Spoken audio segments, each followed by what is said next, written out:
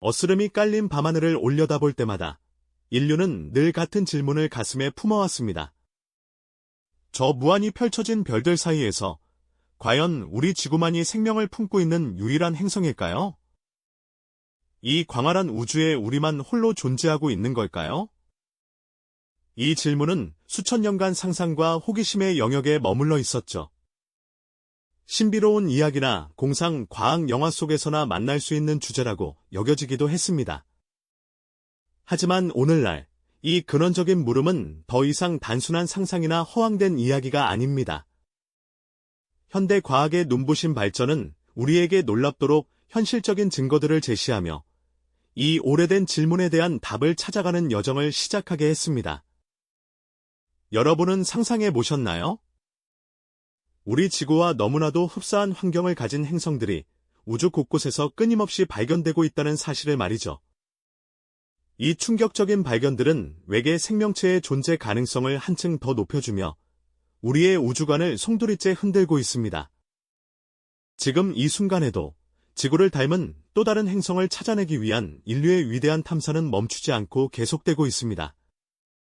어쩌면 여러분이 이 영상을 시청하고 있는 바로 이 시간에도 저 멀리 우주 어딘가에서 새로운 제2의 지구가 발견되고 있을지도 모릅니다. 인류의 존재론적 질문에 대한 답을 찾아가는 이 경이로운 여정에 여러분도 함께 동참해 보시겠습니까? 미지의 우주가 품고 있는 비밀의 문을 함께 열어보는 시간, 지금부터 시작합니다. 아주 먼 옛날, 우리 조상들 역시 밤하늘의 무수한 별들을 보며 똑같은 궁금증을 가졌을 겁니다. 저 빛나는 점들 너머에는 어떤 세상이 펼쳐져 있을까? 혹시 우리와 같은 존재가 살고 있지는 않을까? 수천 년간 이어진 이 끝없는 호기심은 인류 문명의 중요한 동력이 되어왔죠. 고대인들이 밤하늘을 올려다보던 그 순간부터 우리는 이미 우주 속 우리의 위치를 탐색하고 있었던 셈입니다. 그리고 마침내 21세기, 인류는 이 오랜 궁금증에 과학적인 답을 찾아 나서기 시작했습니다. 이는 마치 동화 속 골디락스처럼 너무 뜨겁지도 차갑지도 않은 딱 적당한 온도를 유지하는 별 주변의 특정 영역을 말합니다. 이 구역에 위치한 행성들은 표면에 액체 상태의 물이 존재할 가능성이 매우 높다고 합니다. 그리고 액체 상태의 물은 생명체가 탄생하고 번성하는데 필수적인 조건으로 여겨지죠. 그래서 우리는 이 골디락스 존을 생명 가능 지대라고도 부릅니다. 결국 제2의 지구를 찾는다는 것은 단순히 크기나 모습이 지구와 비슷한 행성을 넘어 생명이 움틀 수 있는 최적의 환경을 갖춘 곳을 찾아내는 고도의 과학적 여정인 셈입니다. 상상 속에서만 존재했던 제2의 지구를 향한 인류의 발걸음은 지금 이 순간에도 끊임없이 이어지고 있습니다. 이 광활한 우주에 정말 우리만 살고 있는 것일까요? 아니면 우리를 기다리는 또 다른 생명이 존재하고 있을까요? 다음 이야기에서는 생명이 탄생하기 위한 더욱 구체적인 조건들과 우리가 아직 외계 생명체를 찾지 못하는 이유에 대한 흥미로운 질문들을 던져보겠습니다. 지난 시간에 우리는 생명이 움틀 수 있는 최적의 환경, 즉 골디락스 존이라는 개념을 통해 제2의 지구를 찾아 나서는 인류의 여정을 잠시 엿보았죠. 그저 별과 적당한 거리에 있어서 액체 상태의 물이 존재할 가능성이 있다는 것만으로도 가슴이 두근거렸을 텐데요. 하지만 냉정하게 말하자면 단순히 지구와 닮았다는 것만으로 그 행성에 생명이 존재한다고 단정하기는 아직 이릅니다. 생명이 태어나고 또 번성하기 위해서는 액체 상태의 물 외에도 훨씬 더 복잡하고 정교한 조건들이 충족되어야 하거든요.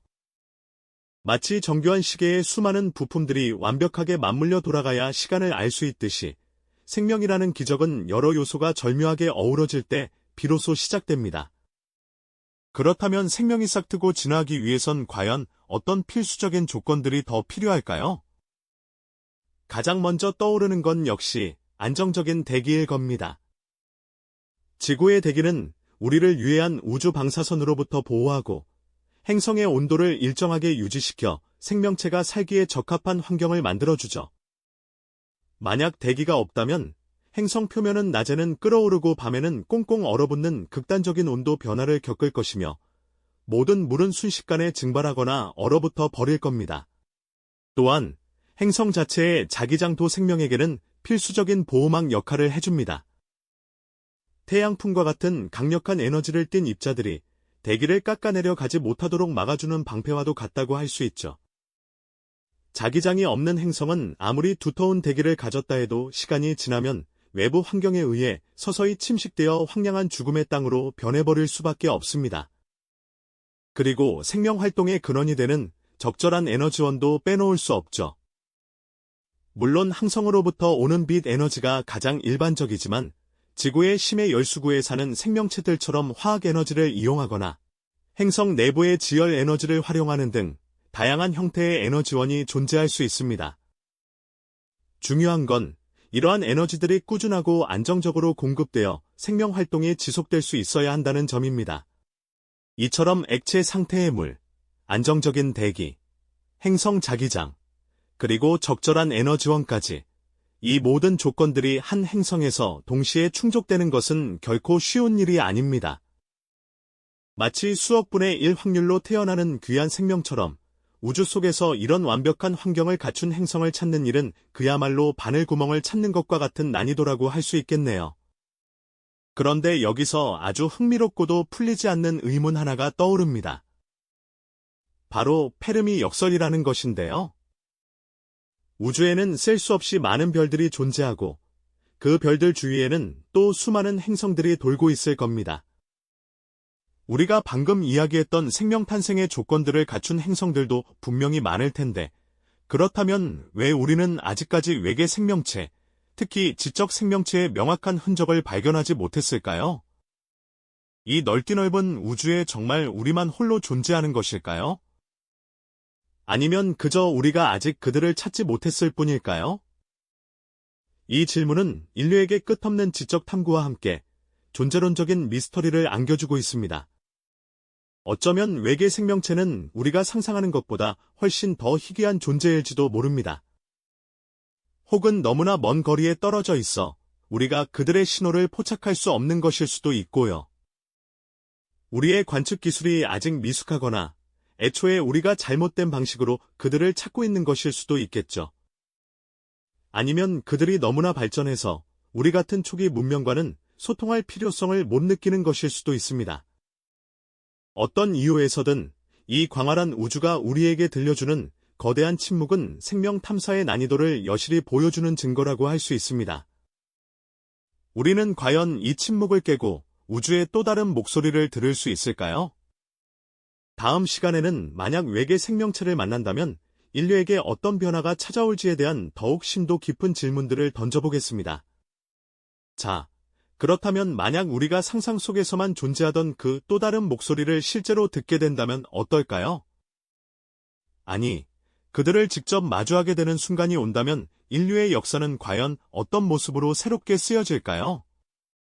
외계 생명체, 특히 고도의 지적 생명체와의 조우는 단순한 과학적 발견을 넘어 우리 문명의 근간을 뒤흔들 엄청난 사건이 될 것이 분명합니다. 인류는 과연 이 거대한 변화를 맞이할 준비가 되어 있을까요? 우선, 종교적인 관점에서 보면 외계 생명체의 존재는 인류의 오랜 믿음에 깊은 질문을 던질 수 있습니다. 수많은 종교에서 인류의 특별함과 창조의 이야기를 다루고 있는데 우주의 다른 생명이 심지어 우리보다 훨씬 발전한 지적 생명이 존재한다는 사실이 밝혀진다면 우리는 과연 신의 계획 속에서 어떤 위치를 차지하는 존재인지 다시금 되묻게 될 겁니다. 어떤 이들에게는 믿음이 흔들리는 위기가 될 수도 있고 또 다른 이들에게는 우주의 광대함 속에서 신의 섭리를 더욱 경외하는 계기가 될 수도 있겠죠. 철학적인 질문들도 쏟아져 나올 겁니다. 생명이란 무엇이고 의식이란 어디에서 오는가? 그리고 우리 인간만이 특별한 존재라는 오랜 믿음은 어떻게 재정이 되어야 할까요? 만약 그들이 우리와는 전혀 다른 형태의 생명체이거나 혹은 사고방식 자체가 인간의 이해를 뛰어넘는다면 우리는 생명의 본질과 존재의 의미에 대해 완전히 새로운 시각을 갖게 될 것입니다.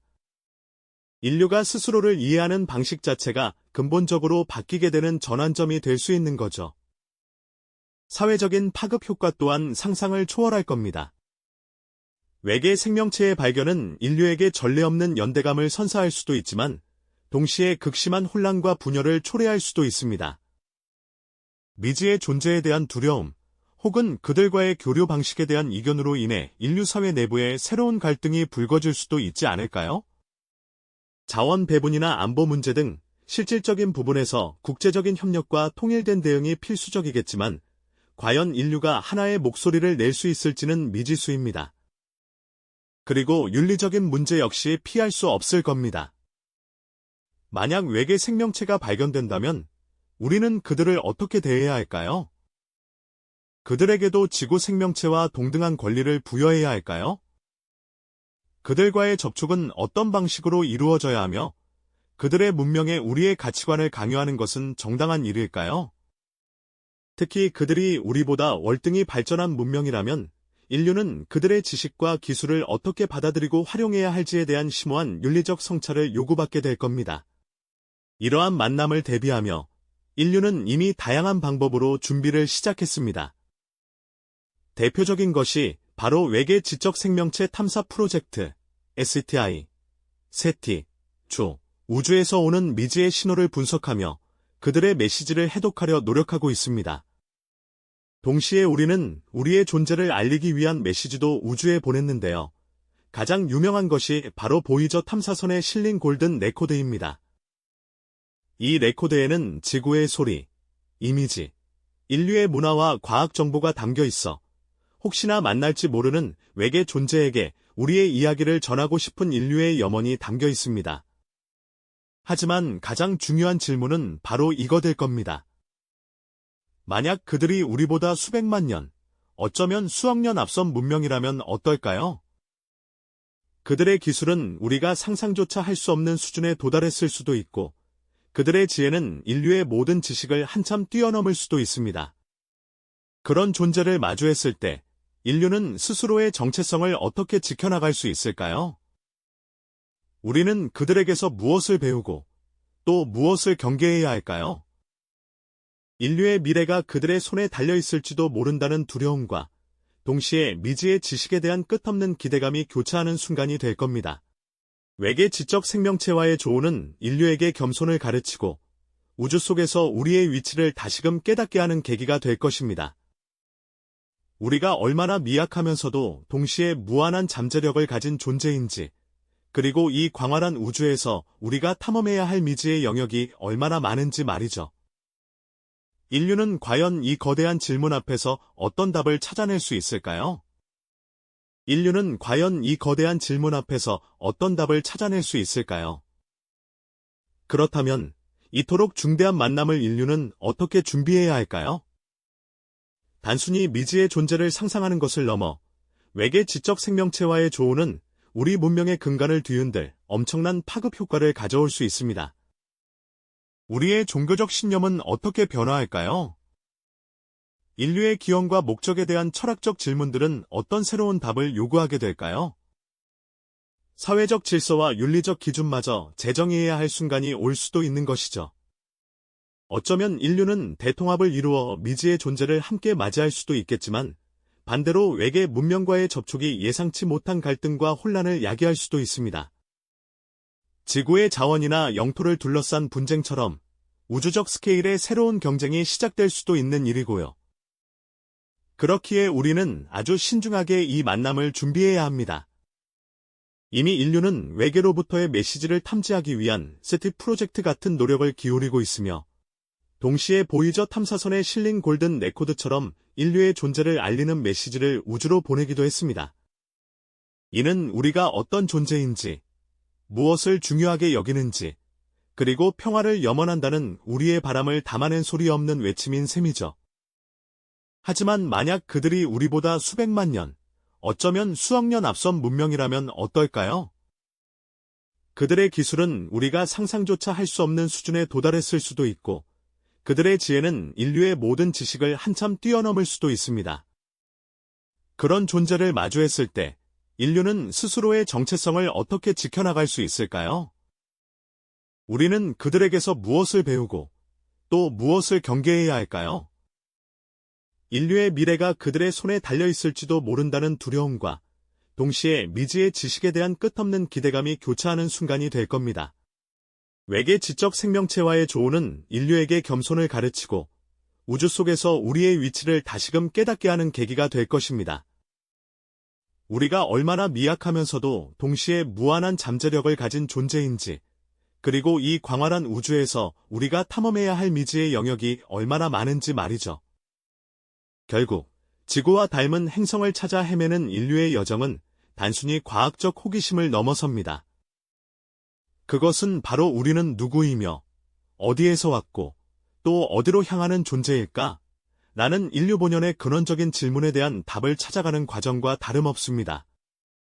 제2의 지구를 발견하는 것은 단순히 또 하나의 행성을 찾아내는 것을 넘어 우리가 우주에서 차지하는 위치와 인류 문명의 의미를 재정의하는 거대한 전환점이 될 겁니다.